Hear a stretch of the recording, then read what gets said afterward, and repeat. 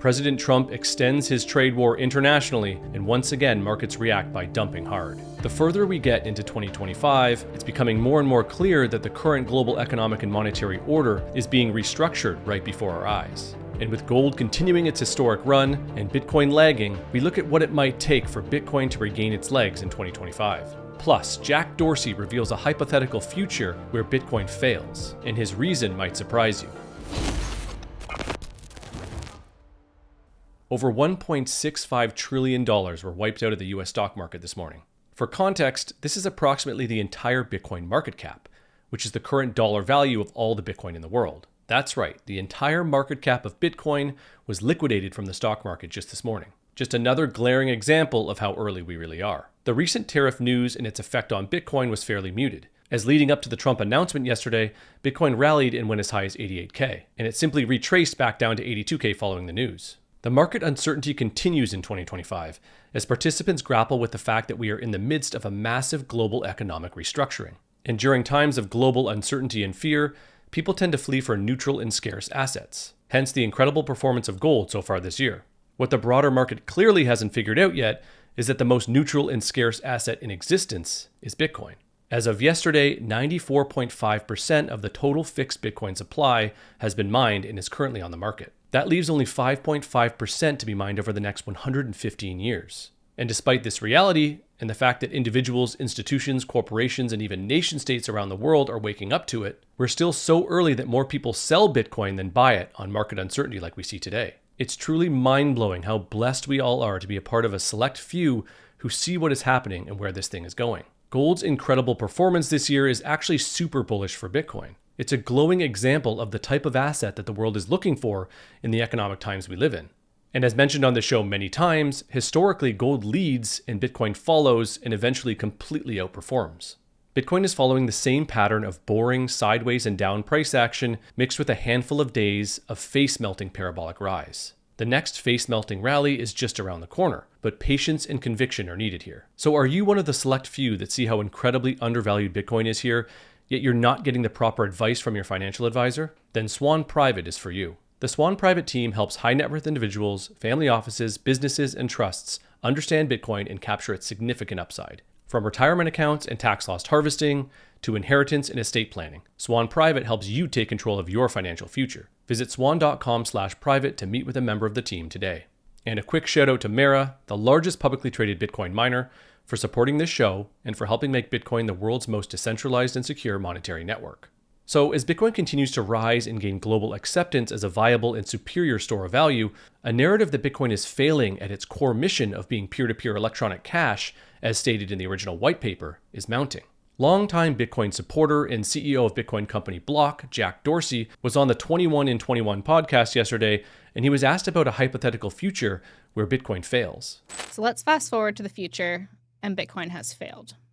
How did it fail? I think it fails through irrelevance. It fails to be relevant to people on a daily basis.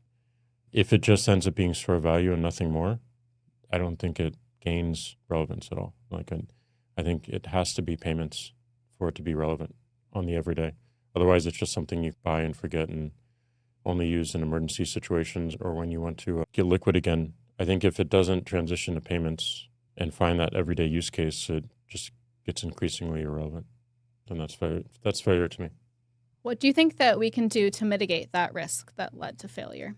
I think building simple, accessible experiences that solve the payment use case, making it scale, making it fast, like giving the speed of the Visa and MasterCard networks real competition. I think all that changes, and there's tons of projects to do that, and that it continues to increase in privacy and security and ultimately safety gives you a third option. And I think we always want a third option to the US dollar, to the Chinese yuan. Having a third option for currency, I think, is important, and it keeps the other currencies in check and governments in check.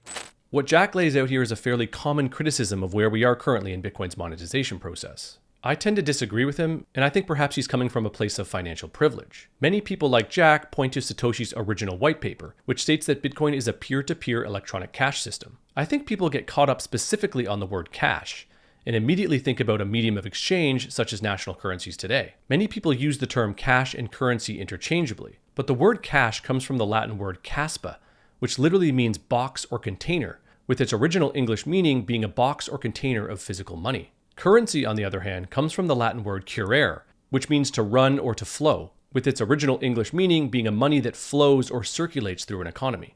So to take Satoshi's original statement of Bitcoin being a peer-to-peer electronic cash system, some would argue that he means cash in the sense of a physical bearer instrument. When you look at it in that context, Bitcoin is not failing at its original intended purpose at all. I would argue that Satoshi knew deeply about monetary history and the stages that money organically goes through during its natural monetization process. Bitcoin is in the process of solving arguably the biggest problem in the world right now, the problem of centrally controlled and manipulated money. We don't currently have a huge issue with currency and the flow of money. We do have a profound issue with our hard work and labor being stolen from us through debasement, or money printing, which translates to inflation.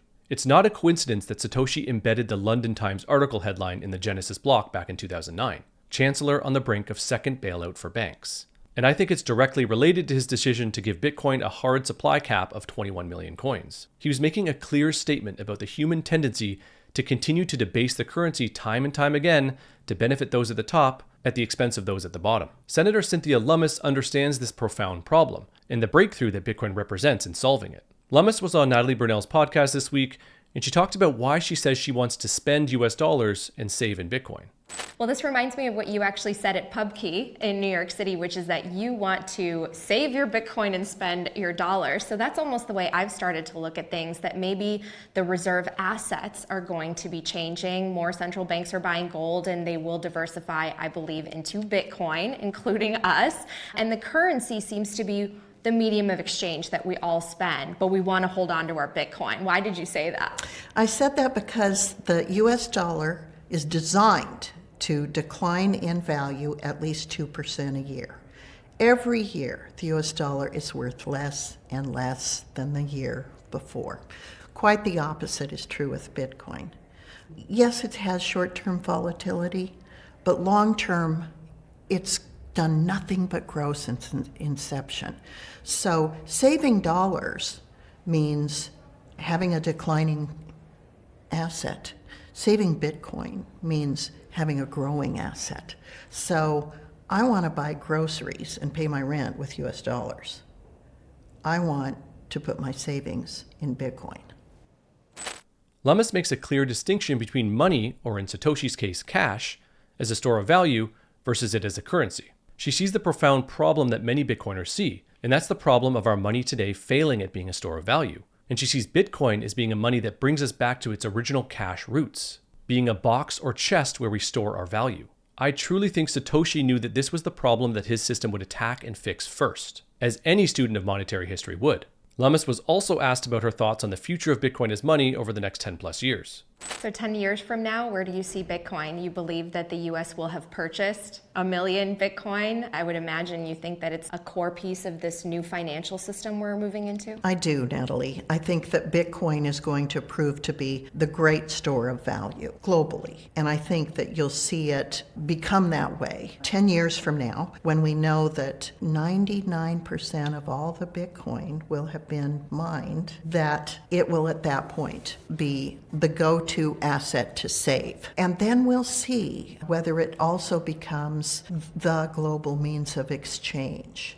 That's unclear at this point, but I do see Bitcoin being the fully decentralized, scarce asset that individuals will want to hold and transact cross-country businesses, international business, and that even governments will want to make sure they have some exposure. Senator Lummis tracks with my belief on where Bitcoin is headed. First and foremost, it has to solidify itself globally as the preferred peer-to-peer electronic cash or store of value. Once it ticks that off the checklist and inevitably becomes more stable in value, it can start to move towards medium of exchange and unit of account. No one has any idea how long this will take. I think the next 10 years, as Lummis points out, is a good framework for Bitcoin fulfilling the role of globally preferred store of value, since by then, as she said, 99% of all the Bitcoin that will ever exist will be on the market.